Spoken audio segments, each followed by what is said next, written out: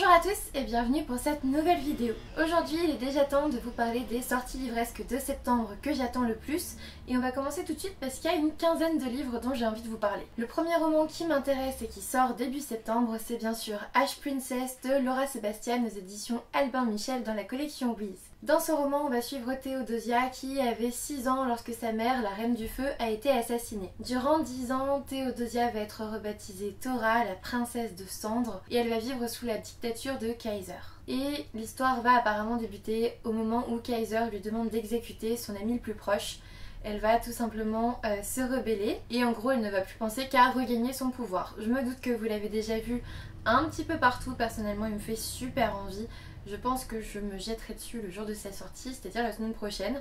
Ça va arriver vite. Ensuite, là, c'est une suite de manga. J'ai noté la sortie du tome 5 des Mémoires de Vanitas de Jun Mochizuki chez Kiyun. Pour l'instant, je n'ai lu que le tome 1. J'ai fait une chronique sur le blog, alors n'hésitez pas à aller voir le lien en barre d'infos. Côté suite de saga, on va aussi avoir Red Rising. Alors, je sais pas vraiment si c'est un tome 4 ou une saga à part avec le même personnage, mais en tout cas, on va avoir Iron Gold, donc de Pierce Brown chez Hachette.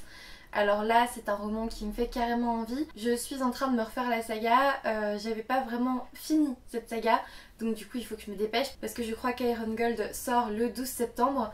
Du coup je vais essayer de rattraper mon retard. Je vous parle de tout ça sur le blog bien sûr, en update lecture. Bref, j'ai l'impression qu'en fait on va reprendre l'histoire de Darrow après tous les événements des 3 tomes. Et son destin va être mêlé à 3 autres destins apparemment, donc 3 autres personnages vont être introduits ou alors on les connaît déjà, j'en ai aucune idée vu que je n'ai pas fini cette saga. Mais je pense que le fait de retrouver ce personnage et toute cette saga en fait tout simplement, ça va faire plaisir à pas mal d'entre nous quoi. Ensuite j'ai aussi noté bien sûr la sortie du tome 3, vous savez il y avait Shades of Magic, et bien là on va avoir Shades of Light de Victoria E. Schwab aux éditions Lumen. Encore une fois je vous donne pas les résumés des livres qui ne sont pas des tomes 1 parce que je vois pas l'intérêt et que je vais pas vous spoiler toute une saga si vous l'avez pas lu. Ensuite j'ai aussi noté la sortie du tome 3 des Mystères de l'Arispem. C'est écrit par Lucie Pierre Apajot et ça sort chez Gallimard Jeunesse. Personnellement j'ai pas encore lu le tome 2, il est prévu pour septembre parce qu'il faut que je sois à jour pour la sortie du tome 3 quand même. Ensuite j'ai noté la sortie du tome 1 de la saga Les Entremondes. Ça s'appelle L'Hôtel Invisible, c'est écrit par Sean Isley et c'est aussi une sortie Lumen. De ce que j'ai compris, on va parler magie mais aussi surtout des portes qui peuvent nous emmener à l'autre bout du monde. Personnellement rien que ça m'a carrément plu. Je pense que je le lirai même si ça a l'air d'être un livre plutôt jeunesse. Il m'attire carrément. Je vous avoue que rien que quand on parle de magie, d'hôtel invisible, de portes qui vous ouvrent de nouveaux horizons, moi je suis à fond donc c'est pour ça que je l'ai noté. Ensuite il y aura aussi la sortie du roman Le Dernier Magicien de Lisa Maxwell aux éditions Casterman. Il fait son poids, hein, je vous montre un petit peu, c'est un beau bébé de plus de 600 pages. Ça va être l'une de mes prochaines lectures, je vous en parlerai à sa sortie. Dans cette histoire on va suivre des magiciens à New York, à Manhattan. Et de ce que j'ai compris, une partie de l'histoire va remonter en 1902 pour changer les événements, pour changer le cours de l'histoire pour les magiciens. Et du coup franchement ça donne trop envie. Il m'intrigue beaucoup, hein. Je vous avoue qu'il m'intrigue beaucoup et en même temps le pavé de 600 pages fait un petit peu peur. Du coup j'attendais un petit peu septembre pour pouvoir le lire et vous en parler une fois que ça serait frais. Et on y arrive donc ça va être vraiment l'une de mes prochaines lectures. Et on s'en reparle très vite sur le blog et bientôt en update lecture. Ensuite j'ai noté la sortie de Orphelin 88 de Sarah Cohen-Scully aux éditions Robert Laffont dans la collection R. Cette histoire va se dérouler à Munich en juillet 1945. En fait on va suivre un jeune garçon qui va être recueilli par un orphelinat juste après la Seconde Guerre mondiale. Et apparemment on va découvrir justement cette après-guerre dont on ne parle pas souvent en fait. On parle beaucoup de la guerre, des camps, etc. Mais l'après-guerre immédiat on l'a très peu finalement dans les romans, surtout young adultes.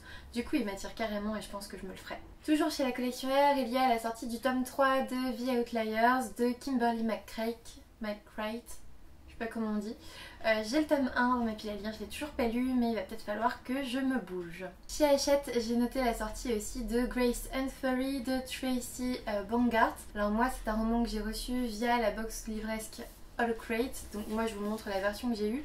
C'est la version bien sûr en version originale et puis surtout c'est la couverture de All Crate, donc il est plutôt canon. J'ai un bouquin dédicacé en plus donc je suis plutôt contente. Là j'ai appris qu'il allait sortir du coup en septembre en français chez Hachette. Je suis un petit peu deg de l'avoir en VO du coup via Allcrate parce que je pense que je l'aurais lu beaucoup plus vite en français. Mais bon, au moins j'ai une couverture canon et puis une dédicace dessus, c'est quand même pas mal. Dans cette histoire, on va suivre Serena qui a été élevée toute sa vie dans l'idée de devenir grasse, c'est-à-dire une jeune fille choisie pour son élégance, sa beauté, enfin vous voyez tout ce qui est superficiel comme ça. En gros, elle a été élevée toute sa vie pour devenir grasse, c'est-à-dire une jeune femme qui se tient aux côtés du roi. Et du coup, Serena va se rendre dans la capitale pour aller voir le roi. Elle va être accompagnée de sa sœur qui est sa servante. Et contre toute attente, c'est la servante, donc Nomi, la sœur, qui va devenir grasse et Serena, elle, va être envoyée en prison. Elle est en effet envoyée en prison parce qu'elles vont être découvertes avec un objet volé dans la maison royale. Bref, Serena va se dénoncer, c'est la grande sœur je crois, et du coup elle va prendre la responsabilité sur elle et elle va être envoyée sur une île prison. Du coup, cette histoire, c'est surtout comment ces deux jeunes femmes vont se retrouver. Surtout que Nomi, elle voulait pas du tout être grasse. Hein. Pour elle, c'est juste une façon d'opprimer les femmes. Et Serena, elle se retrouve dans une prison alors qu'elle voulait devenir grasse.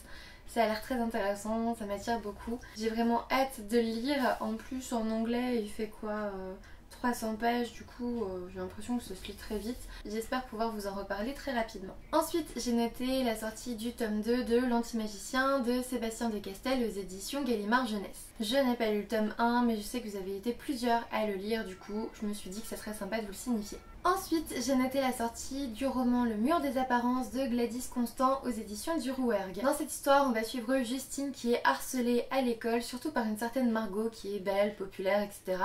Et du jour au lendemain, Justine, elle va apprendre le suicide de Margot. Et du coup, Justine, elle va découvrir tous les petits secrets de cette jeune fille parce qu'elle se demande un peu pourquoi est-ce qu'elle s'est suicidée alors qu'elle semblait tout avoir pour elle.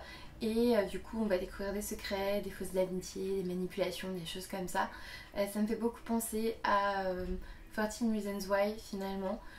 Voilà, ces romans assez coup de poing pour les adolescents et qui sont très intéressants parce que c'est ce que je vois aussi beaucoup moi dans mon travail. Et j'ai hâte en fait de le découvrir, j'ai très envie de le découvrir parce que c'est un sujet qui me touche beaucoup. Ensuite, j'ai aussi noté la sortie de Terre de Brume, le tome 1, Le Sanctuaire des Dieux de Cindy Van Wilder aux éditions Rajo. Alors là, pour le coup, c'est un roman que j'ai très envie de découvrir, donc vous pouvez quasiment être sûr que je donnerai mon avis dessus parce que vraiment il me fait super envie. De ce que j'ai compris, on va être dans un univers qui a été recouvert pendant un certain temps par une brume toxique, ne laissant que quelques survivants, et on va suivre une jeune fille qui habite dans le sanctuaire du prêtre de l'eau et voilà, elle apprend là-bas à maîtriser la magie pour devenir une guerrière. Et au cours d'une mission, elle va rencontrer Intisar qui est une sœur de feu qui est aussi venue l'avertir qu'une brume peuplée de créatures ni mortes ni vivantes apparemment arrivait sur le sanctuaire. Bref, franchement ça a l'air trop bien, j'ai envie de le découvrir, j'avais besoin que de savoir ça en fait, juste un petit résumé de l'univers qui a l'air assez ouf. Et puis voilà, le sanctuaire du prêtre de feu, on parle de magie, du prêtre de l'eau, de feu, bref. Ça a l'air vraiment bien et j'ai juste envie de le découvrir. Ensuite j'ai aussi noté une sortie Pocket Jeunesse, donc Le Ruban Rouge de Lucy Allington. Cette fois-ci on va suivre 4 adolescents qui habitent à Birchwood. Alors Birchwood c'est pas vraiment un lieu d'habitation, c'est un camp. Et en gros on va surtout suivre Ella qui est couturière donc dans le camp de Birchwood. Et elle ne coupe pas n'importe quoi en fait, elle va habiller les soldats. Du coup je pense qu'on va être dans la vie d'un camp. En fait, c'est ça qui est assez compliqué. Comme je vous disais, je vous présente une quinzaine de bouquins quasiment là pour septembre.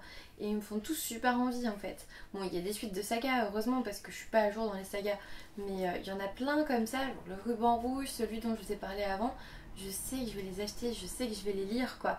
Mais encore faut-il en avoir le temps, c'est bien ça le problème. Et ensuite, j'ai noté la sortie d'un roman de Sarah Wolf, donc toujours chez Pocket Jeunesse. C'est Les leçons d'amour d'Alice Wells. Je crois que c'est ça le titre. Et en gros, la première phrase vous résume à peu près tout. C'est-à-dire qu'on va avoir une élève modèle qui va demander des leçons de séduction au bad boy du campus. En gros, on va être face à une étudiante qui n'a jamais embrassé un garçon et qui a très envie de découvrir ces choses-là. Mais surtout, en fait, elle a rencontré un beau Théo qui lui ressemble beaucoup et qu'elle aimerait beaucoup séduire, mais elle ne sait pas du tout comment faire. Et du coup, elle va s'adresser au bad boy sulfureux du campus qui est censé lui apprendre les sciences de l'amour. je pense que ça nous réserve pas mal de surprises. Pour le coup ça m'attire beaucoup, surtout que j'avais pas lu la saga de Sarah Wolf qui était sortie chez Pocket Jeunesse, donc je tenais passionnément tout ça. Je ne l'ai pas lu et du coup je vous avoue que peut-être que je me mettrai à ce roman-là pour découvrir sa plume. C'est maintenant terminé pour cette vidéo sur les sorties livresques de septembre. N'hésitez pas à me dire si j'en ai manqué parce que parfois vous m'en faites découvrir plusieurs. N'hésitez pas à me dire aussi si certains livres dont je viens de vous parler vous attirent parce que peut-être qu'on pourrait échanger dessus au cours du mois de septembre. Un petit pouce bleu, un abonnement si ce n'est toujours pas fait, ça me fera toujours plaisir et puis moi je vous dis à bientôt pour une nouvelle vidéo.